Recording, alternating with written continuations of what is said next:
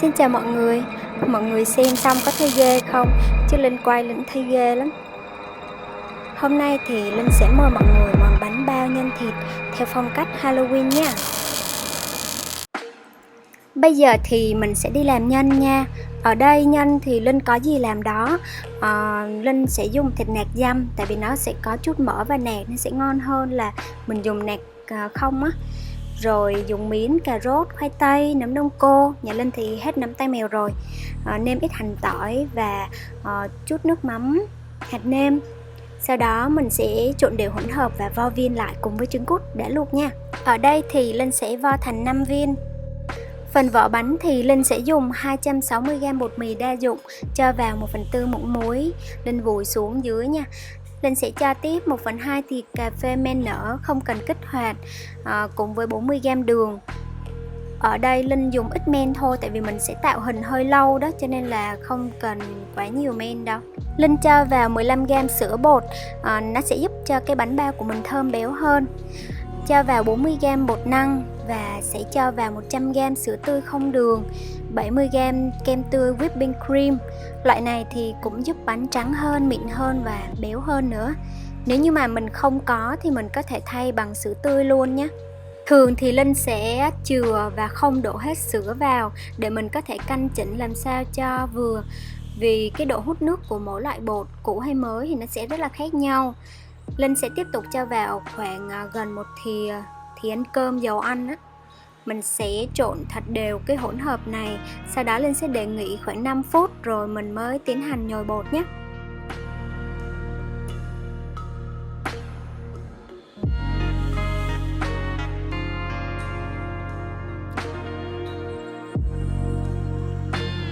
Linh để bột nghỉ 5 phút nha. Bột sau khi đã nghỉ 5 phút rồi thì Linh sẽ mang ra và tiến hành nhồi bột. Thao tác nhồi bột thì mình sẽ miết và kéo bột như thế này, nhưng mà mình cũng không cần dùng quá nhiều lực để nhấn và kéo đâu nhé. Để bánh bao được mềm xốp á, thì mình cần phải nhồi bột thật là mịn. Nhưng mà cũng không cần nhồi đến khi kéo màng đâu, mà chỉ cần cái bề mặt nó láng mịn và không còn cái nứt nữa là đạt rồi. Thời gian nhồi bột thì nó sẽ dao động từ 15 tới khoảng 20 phút là đạt nhé. Bột sau khi nhồi khoảng được 15 phút thì Linh cũng thấy là bề mặt nó cũng đã mịn hơn rồi đó. Mình ấn vào thì thấy là bột khá là mịn mềm. Linh sẽ tiếp tục nhồi thêm khoảng 5 phút nữa. Bột sau khi đã nhồi xong thì Linh sẽ chia bột thành 10 phần. Vì hôm nay Linh làm bánh chủ đề Halloween cho nên là Linh sẽ chia đều tạm như vậy đã. Rồi tùy hình mà mình sẽ lấy lượng bột khác nhau. Hôm nay thì Linh sẽ làm một cái hình não này và một cái cánh tay. Nếu như mà mọi người làm bánh bao hình tròn bình thường thì có thể chia thành 5 phần nhé. Bây giờ thì Linh sẽ làm cái phần cánh tay trước. Cánh tay Linh sẽ chia làm 3 khúc. Linh sẽ dùng 3 phần bột. Bây giờ thì mình sẽ bắt đầu làm. Linh sẽ lấy một phần bột, Linh sẽ nhồi lại một chút xíu, sau đó Linh sẽ lăn bột, rồi mình sẽ gấp lại. Mình cứ lăn xong rồi gấp lại như vậy khoảng 3 đến 4 lần thì cái vỏ bánh của mình nó sẽ mềm mịn và xốp hơn rất là nhiều.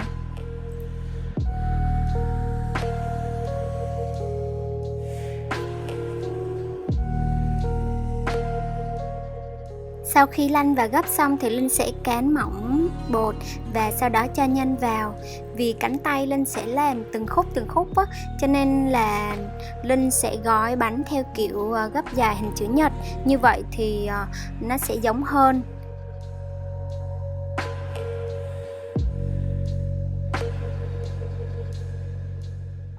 Mình nhớ gấp cái mép lại thật chặt nha, kiểu mà nó bị lòi cái nhân ra.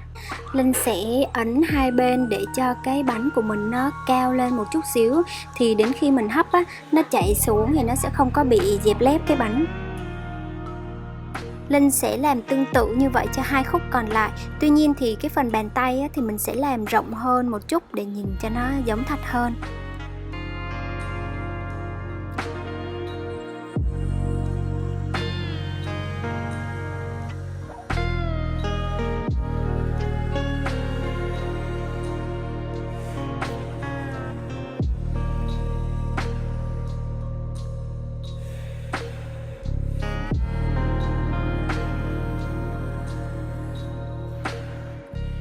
Tương tự thì Linh sẽ lấy 2 phần bột đem đi nhồi và gấp, sau đó tạo hình ngón tay. Linh sẽ dùng hạt hạnh nhân để làm cái móng tay. Mình nhớ là mình sẽ lăn để tạo các đốt ngón tay cho nó rõ ràng và cứa các nếp gấp cho nó giống thật hơn.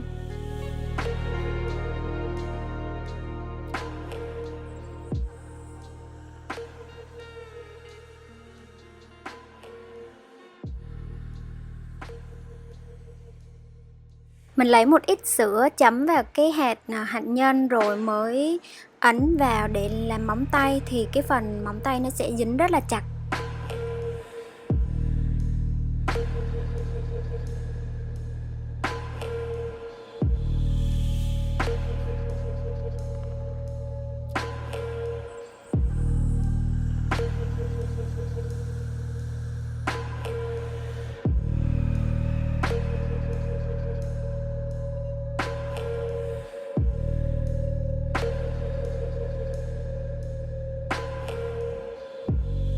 Trước khi cứa các đường nếp gấp cho ngón tay thì Linh sẽ quét một ít sữa tươi, thì lúc mà mình cứa nó sẽ dễ hơn và cái đường nếp gấp nó cũng sẽ rõ hơn.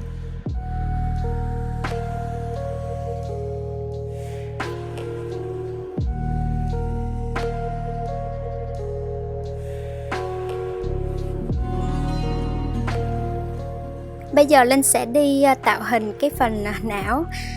Để tạo hình cái phần não thì Linh sẽ lấy 2 miếng bột, tại vì cái phần não nó cũng to. Linh cũng sẽ nhồi và gấp bột, rồi mình cũng sẽ viên nhân vào và mình tạo thành hình tròn là được nhé.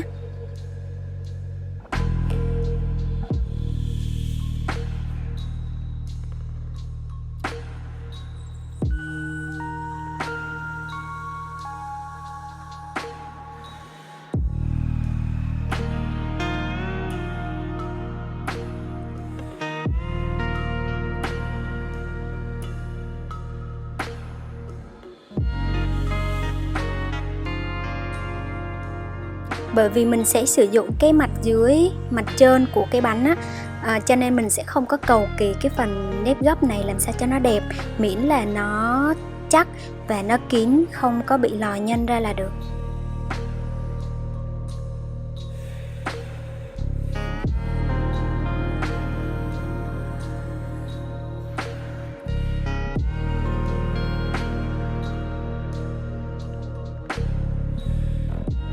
Tương tự thì mình cũng sẽ vuốt cho cái thành bánh nó cao một chút để nó không có bị xẹp lúc hấp, và mình cũng sẽ tạo cái độ thuôn chứ không có tròn vo nha.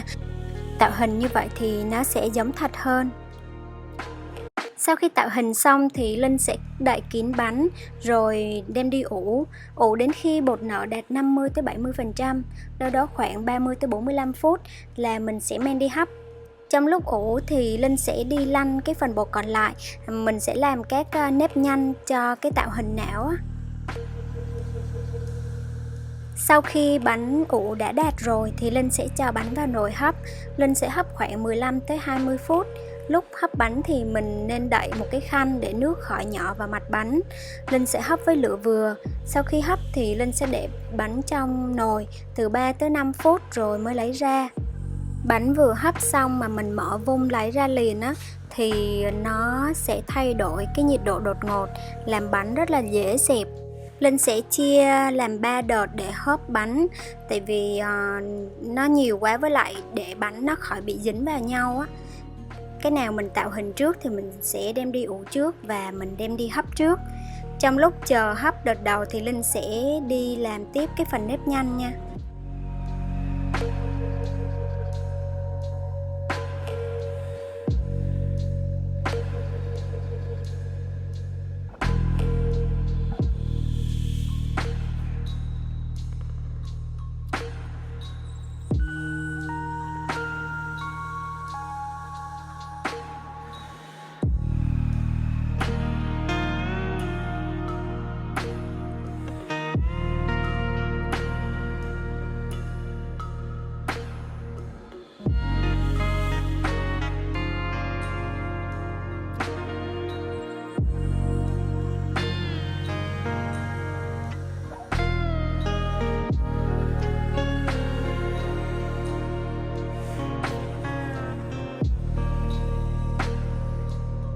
Xong rồi đây, nhìn bắt đầu thấy ghê ghê rồi ha.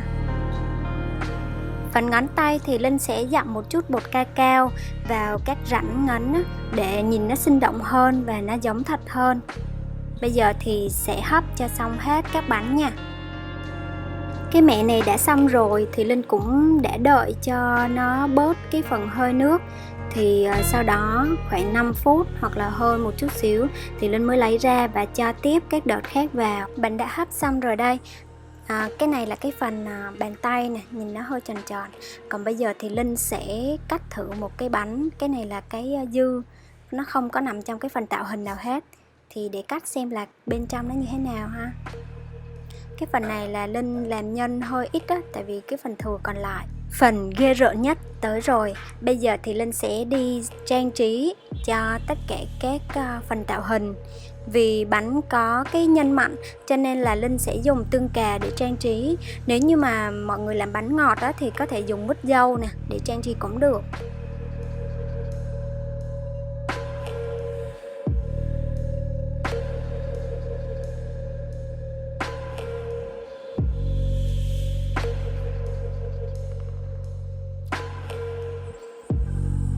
Ghê chưa, ghê chưa? Hai. Không biết mọi người nhìn thấy có ghê không, chứ mình làm thôi mà mình cũng thấy ghê nữa. Bây giờ làm chút nail cho nó xinh xắn nha. Sau khi Linh ghép 3 cục bột để làm cái cánh tay xong thì Linh sẽ rạch cái phần bàn tay để Linh nhét các ngón tay vào nhé.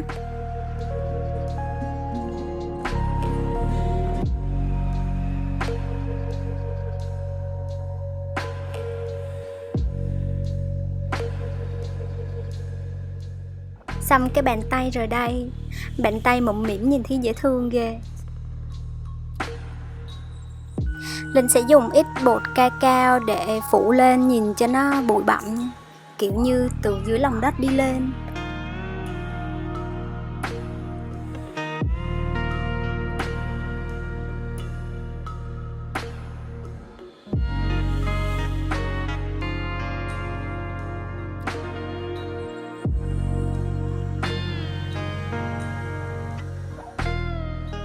Linh sẽ dùng ít quả nhãn để làm trang trí thêm hình con mắt nè. Bây giờ thì chúng ta hãy xem thành quả thôi nào.